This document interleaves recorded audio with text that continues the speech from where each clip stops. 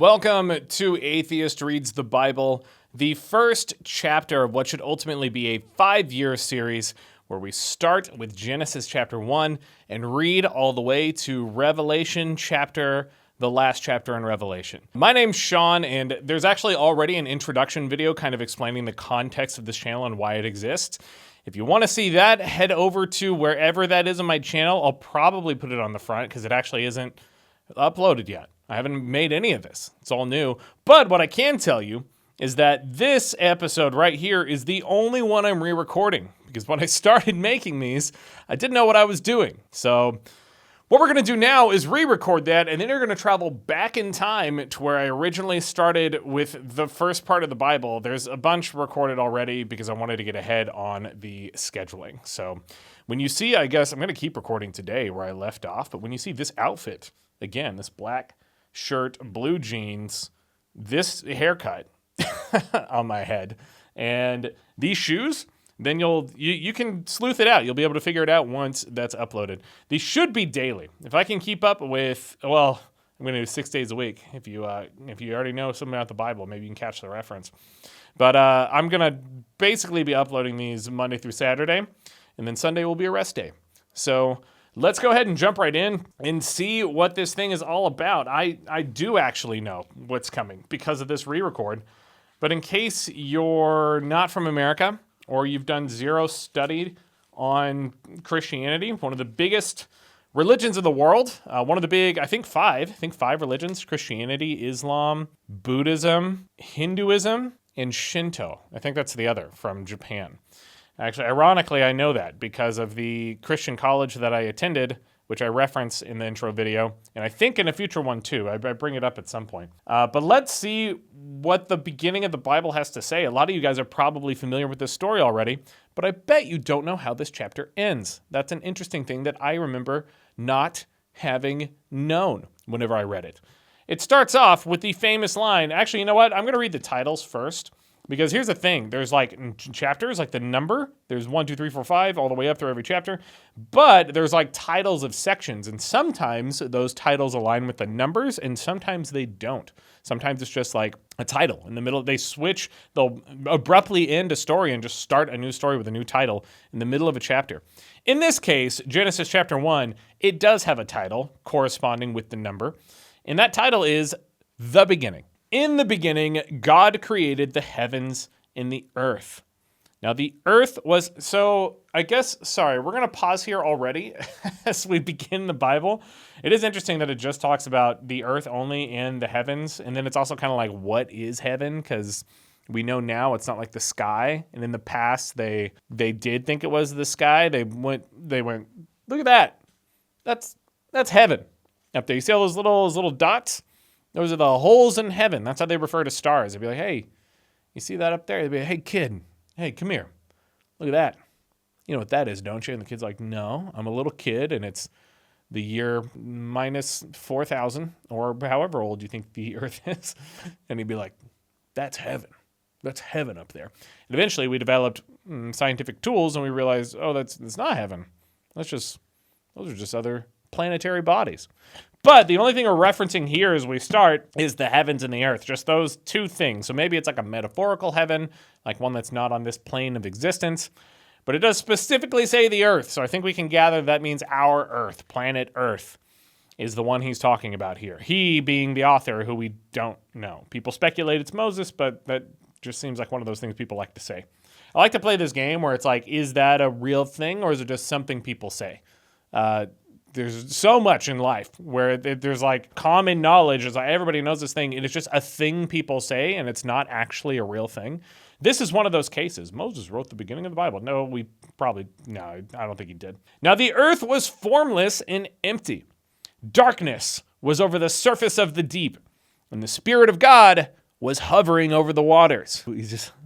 God's up there on like a little cloud. Well, that's probably Jesus. They always depict Jesus as being like on a little cloud scooter floating around everywhere. God's probably just hovering there because he's like, man, this is real boring so far. I haven't made very much. Surface of the deep. Maybe there's stuff down there. It doesn't say. Let's continue we're only on verse 3 so far. And God said, let there be light. Nice. That's another famous line. I said in the beginning that in the beginning was the most famous line. But, there's definitely an argument for let there be light, which is pretty cool. And it also implies he's just sitting around in the dark. He's making everything, and it's just like he's doing it all blind. He can't see anything. He's like, how am I supposed to see this stuff? All I have is a one heaven and one earth and the oceans of the deep. Can't see anything. I know. Let there be light. And all the light goes everywhere. Beams of light are flying around. Oh, nice. I've created translucence with the ocean. And God said, let there be light, and there was light. God saw that the light was good, and he separated light from darkness. I wonder if that's one of the reasons we always kind of, I guess in our heads, like we say light is a good thing, darkness is a bad thing, things in the dark are bad. It seems like there would be an evolutionary response. You can't see like a panther in the dark because they'd jump out and kill you. But if there's light, well, good. That's a good thing. There's light, allows us to see. And he separated the light from the darkness. God called the light day, and the darkness he called night. And there was evening, and there was morning, the first day. A lot of people, we're getting into, so there's the first day of creation. What did he make? A vast expanse, heaven, earth, water, light, and he contrasts that with the darkness. A lot of people say that each one of these days of creation is like millennia, because that's how they argue for like old earth. There's like young earth arguments and there's old earth arguments. I'm pretty sure I talk in future videos about how the Church of Christ, where I grew up, is a lot of young earth believers, or historically it was. There's like more progressive versions of it today. And definitely in most of Christianity, I think people have rejected the young earth notion at this point. We acknowledge, or they acknowledge a certain degree of science, but it varies from congregation to congregation. And God said, let there be a vault between the waters to separate the water from water. I've never completely understood that line. Let's keep reading for a second. We're going to come back to this very soon. So God made the vault and separated the water under the vault from the water above the vault. So, and it was so. Yeah, the Bible has some weird wordings on stuff. And it was so. So the thing was, is what he's saying. God called the vault sky, and there was evening and there was morning the second day. The reason I find that confusing is because he says, where does he say it? Separated the water from under the vault, from the water above the vault, and the vault is called sky. So the implication, if we're depicting this, I guess I can just, I'll open it in a second. I'll edit it out in the gap where I'm getting back to that point. So if there's water here, and then there's a vault, and this vault is sky, it says he separated the water below from the water above, saying that there's, unless I'm misunderstanding something, tell me if I'm crazy here.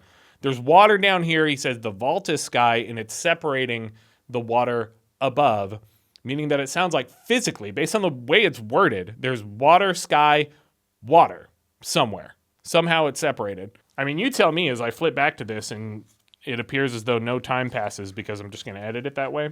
Let there be a vault between the waters to separate water from water. There's two different bodies of water. So God made the vault and separated the water under the vault from the water above it. God called the vault, the one in the middle, sky. And there was evening and there was morning the second day. Like, what is that? There's no water up there. We know this. We just launched the James Webb Space Telescope. And if you don't follow that incredible invention of technology that took us years and years with all of our best resources, you are not living your life to the fullest. Look up James Webb Space Telescope. You don't know what it is. It was the successor, the kind of spiritual successor, ironically, to the Hubble Space Telescope, which was like our last best thing before this one that we have now. Anyway, I'm getting ahead of myself, or actually just off topic a little bit. And God said, wait, where was I? Yeah. And God said, let the water under the sky be gathered to one place, and let dry ground appear. And it was so. God called the dry ground land, and gathered the waters he called seas. And God saw that it was good. So he's just made land and water on the earth. So far, that's tracking. Sounds good to me. Then God said, let the land produce vegetation, seed-bearing plants and trees on the land that bear fruit with seed in it, according to their various kinds. And it was so. We genetically engineered the seeds out of those bananas. We know that bananas used to be full of seeds. So I guess we took God's creation and turned it into the modern-day banana and cut it up in our cereal, eat it with Cheerios. blend it into a smoothie. Nothing wrong with modifying God's creation, right? And God saw that it was good, and there was evening and there was morning the third day.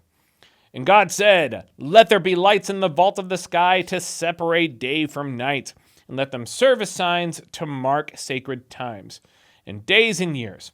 And let them be lights in the vault of the sky to give light on the earth." And it was so. I am a little confused about how day and night cycles here. God, it sounds like God's like, let one be day and one be night, but what we know now is it's just the sun floating in place, and well, it's not. The whole galaxy is actually moving through the universe. But let's put that aside for a second. But Earth is the one rotating and creating the illusion of day and night. The sun is always burning. There's just a dark side and a bright side of the Earth as it rotates. So we can let this one slide. Maybe the author is being poetic. Maybe Moses is being poetic. But it is a little weird that it's described that way, in my opinion. Nothing faith-defying. You can still believe in this. Won't break anything down, I don't think. Just a weird wording. That's all it is. So he makes the two vaults, and it was so. God made two great lights, the greater light to govern the day, and the lesser light to govern the night. He also made the stars. Okay, there's the stars. We talked about that earlier. Oh, the heaven.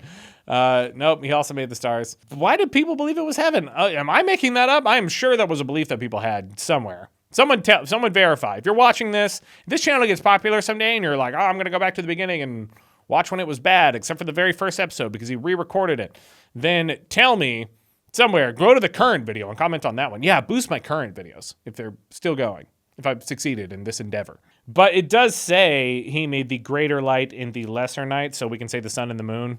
Okay, I would accept the poetic nature of the way this is written by Moses. And God saw that it was good, and there was evening and there was morning the fourth day. All right, we're over halfway through all the days that he's making.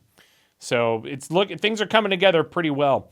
And God said, "Let the water teem with living creatures." You don't hear that word used that way very often. It's T-E-E-M, not T-E-A-M. Let the waters teem, I guess, like be alive with living creatures. "And let birds fly above the earth across the vault of the sky." The vault of the sky separating the water, but there's still stars up there somehow. I don't get it. So God created great creatures of the sea and every living thing with which the water teems that moves about in it according to their kinds, and every winged bird according to its kind. And God saw that it was good. God blessed them and said, "Be fruitful and increase in number and fill the water in the seas." I'm not gonna let a single letter slip. If I put an S on the end of the word, or if I don't put an S on the end of a word that does have one, I don't want someone to come to me and be like, well, he didn't read the whole Bible. Technically, he didn't read the whole Bible.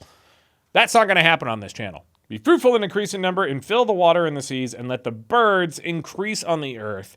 And there was evening and there was morning the fifth day. And God said, let the land produce living creatures according to their kinds, the livestock, the creatures that move along the ground, and the wild animals, each according to its kind. And it was so. God made the wild animals according to their..." Isn't this the exact thing? Yes. This is repeating itself. Don't remember that. "God made the wild animals according to their kinds, the livestock according to their kinds, and all creatures that move along the ground according to their kinds. And God saw that it was good." It's basically, he just said the whole paragraph was just repeated in that part, but I just had to make sure they got it. "And then God said, let us," I don't understand this. I remember this part. Let us. Who is us? Who's he talking about? That's a very confusing part in the beginning of the Bible that no one ever talks about. Don't tell me it's just the Trinity. He's talking to himself. The thing we'll get to in the New Testament, there's like God, the Holy Spirit, and Jesus. That's the Trinity, the trifecta. I don't think he's like bumping shoulders with the Holy Spirit going, let us create this thing. It sounds like he's talking about a separate entity. And people will argue like, there are three in one separate things, but I don't buy it. Those three things are fine.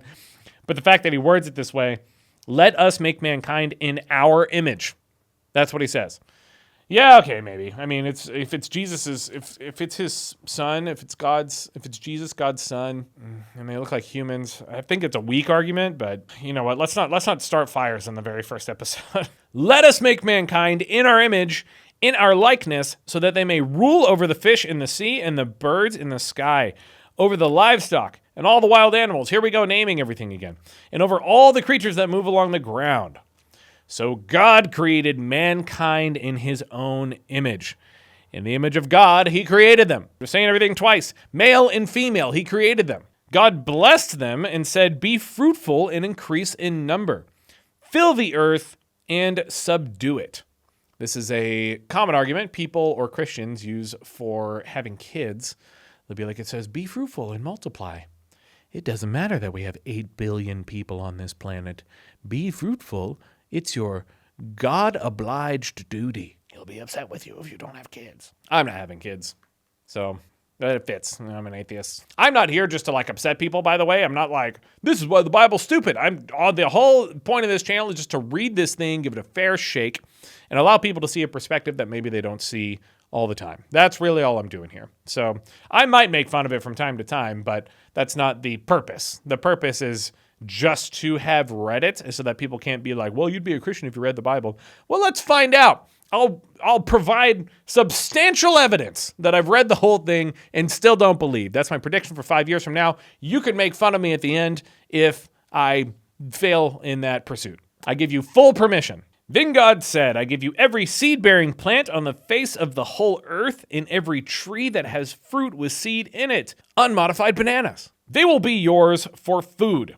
And to all the beasts of the earth, and all the birds in the sky, and all the creatures that move along the ground, everything that has the breath of life in it, I give every green plant for food." I totally forgot about that line. I give every green plant for food.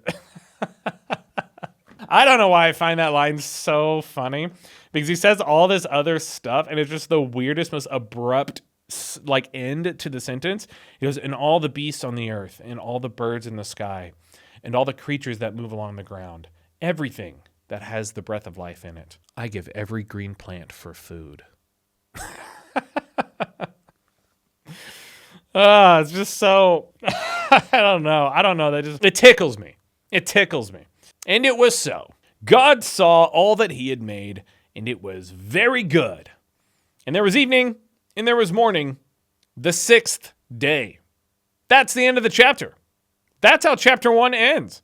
It just goes, the 6th day. And then chapter 2, cliffhanger. You'll have to find out what happens in the next one. Like I said, if you've watched this one or you watch the intro, I'm definitely less comfortable and animated for the next few episodes. I think I also say if you're even watching here at the end of the video, probably most people aren't. Retention's hard to get in this world of attention that we live in now, the digital age. The next good episode I would say is chapter 4, and then my best episode so far that I've recorded, I'm up in somewhere in the early 20s, I think. That's where you'll see. Wait, have I been shifting down in this chair the entire chapter? Hang on. Do I fit better if I sit up? Wow. Didn't even notice.